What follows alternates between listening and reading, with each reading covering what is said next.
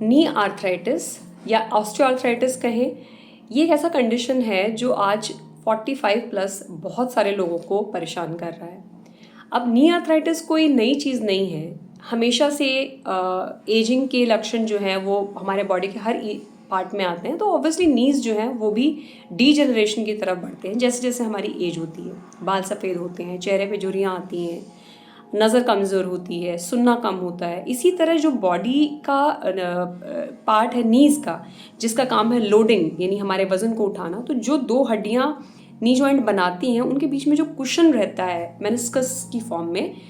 Cushion भी कम होना शुरू हो जाता है क्योंकि उसका हाइड्रेशन लेवल कम होना शुरू हो जाता है। यानी जो सप्पलनेस, जो सॉफ्टनेस, जो बाउंसीनेस आपके मेनिस्कस में, लिगामेंट्स में रहती है, जो चलते फिरते टाइम आपके जर्क्स को, अनस्टेबल सर्फेसिस पे जब आप चलते हैं उसको हैंडल करती है, वो कैपेसिटी नीज की कम होनी शुरू हो जाती है। कुशन कम होता है तो जो हड्डियाँ हैं उनका जो कार्टिलेज है वो घिसना शुरू हो जाता है, तो जो रफनेस है नी सरफेस पे वो विजिबल होनी शुरू हो जाती है, छोटे छोटे क्रैक्स बनना शुरू हो जाते हैं। जो नर्व्स होती हैं, नर्व सप्लाई रहती है हड्डी के आउटर पार्ट पे, वो एक्सपोज होनी शुरू हो जाती है, जिस करके आपको कॉन्टीन्यूसली दर्द रहता है। और जब आप चलते हैं तो वो रगड़ खाते हैं दोनों जो हड्डियाँ हैं ऊपर नीचे की, जिसकी वजह से तकलीफ बहुत ज़्यादा बढ़ जाती है। अब बात जो मैं आज मुद्दे की करना चाह रही हूँ वो ये है कि नी आर्थराइटिस के हर पेशेंट को सर्जरी की ज़रूरत नहीं होती है। ज़्यादातर जो मैं पैटर्न देख रही हूँ अपनी ओपीडी में आजकल की पेशेंट्स आते हैं, और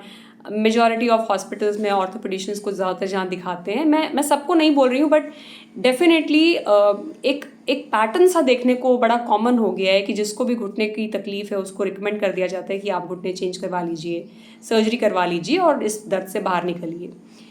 देखिए, जो नी आर्थराइटिस के केसेस हैं उसमें भी ग्रेडिंग रहती है। ग्रेड 1 है, ग्रेड 2 है, या सिवियर आर्थराइटिस हो चुका है कि अब डिफॉर्मिटी आ चुकी है, पैर बोइंग की तरफ जा चुके हैं, और पेशेंट के लिए